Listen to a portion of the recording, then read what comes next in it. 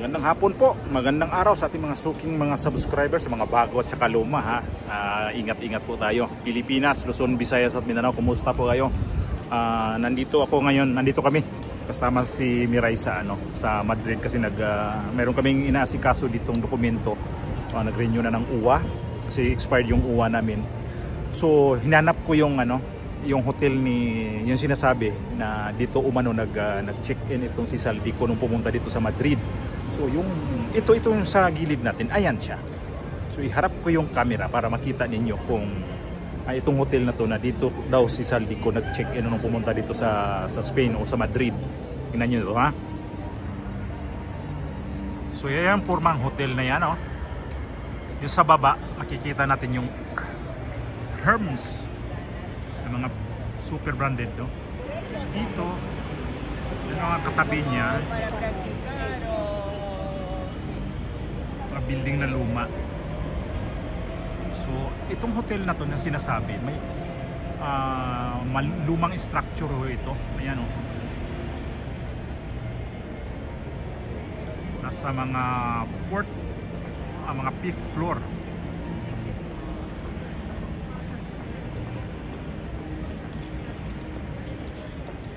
So dito sa tapat ito yon.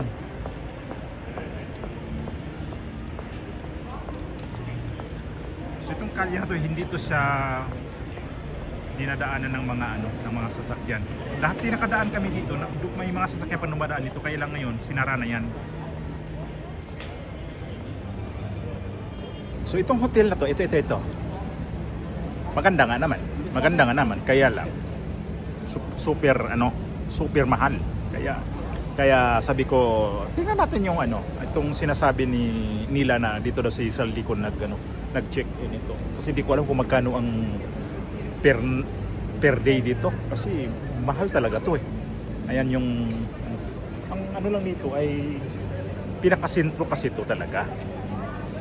Itong lugar na to kung saan kami ngayon. Kasi sa bandang unahan, banda doon, ayan, dyan yung Plaza del Sol. So sa ating mga vlog na almost politika, napanood ko kanina si Martin Romualdez pala na pumunta na sa ICI. So nag-cooperate siya.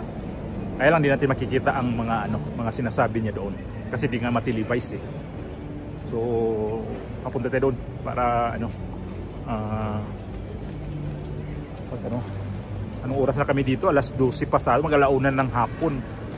So tagal namin sa UWA kasi medyo alam mo naman pagka opisina kasi ng mga ganyang gobyerno tagal Tapos nagpunta na kami ng embassy kasi gusto kong mag-renew ng driver's license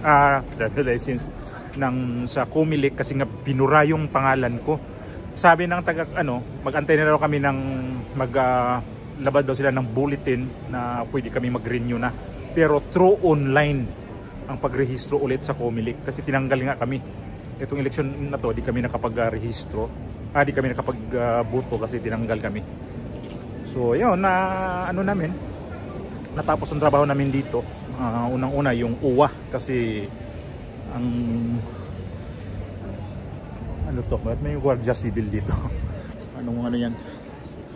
Ang namin, ang sadya lang talaga namin dito yung pag-renew rin sa UWA kasi na-expired na noong August.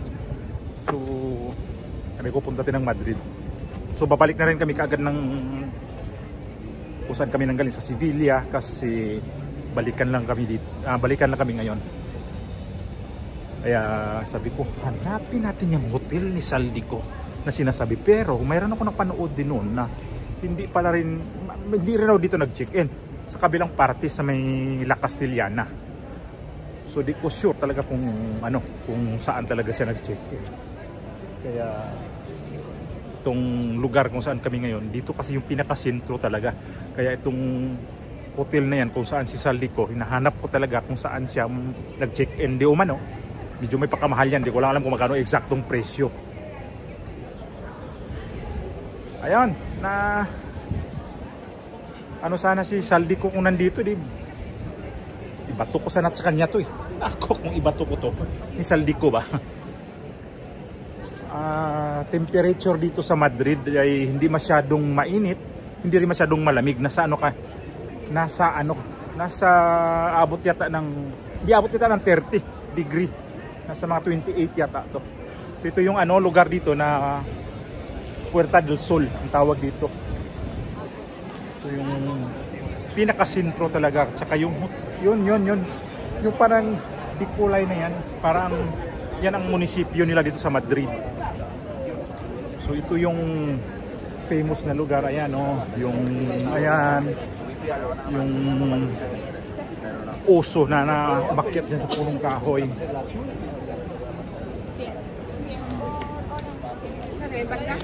Ang Jollibee nandun. Hanapin. Punta kami ng Jollibee kasi gusto namin kumain ng Jollibee. Doon. Daming tao dito kasi ito yung pinakasentro talaga. So ayan sa kabila, ayan yung kulay na yan. Dito tayo dadaan para makita ninyo yung tawag nila dito ay parang munisipyo ba ng Madrid. Ayan harap natin yung kamera para makita ninyo. Yan, ito yung munisipyo dito.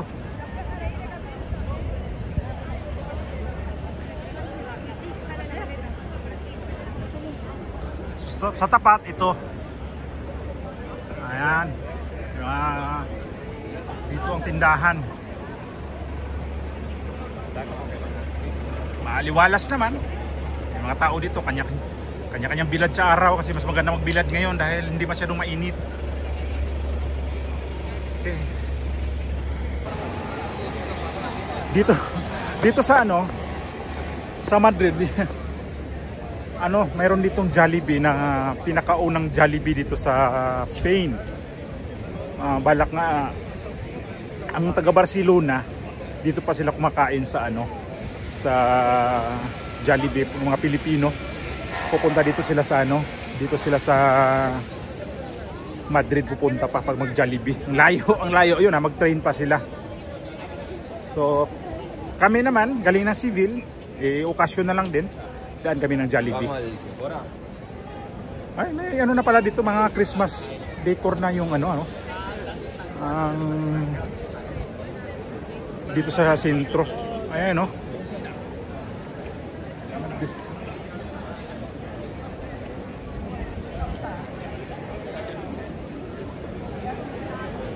Lapit-lapit na kami sa Jollibee. Doon kami, ayan na. Kita na namin si Mr. Bubuyog.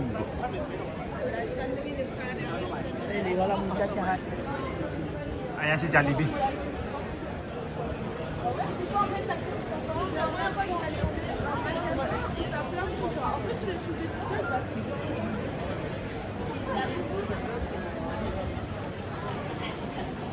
Ayan si Jollibee. Wala lang mascot.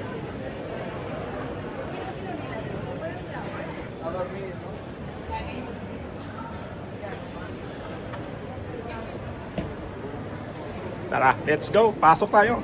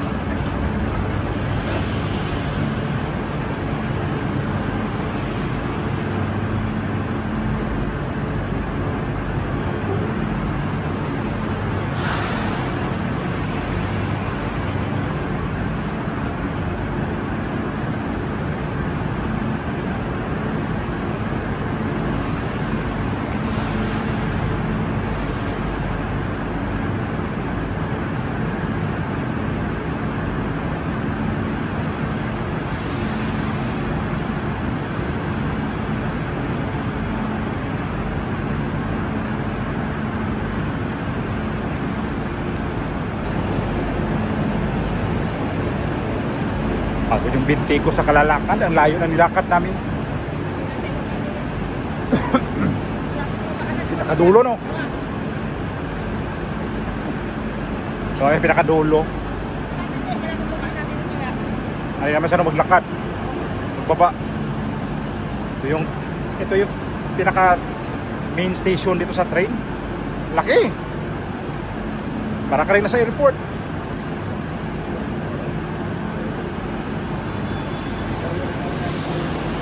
Alas 3 yung alis namin dito. Halos 3 oras ang biyahe.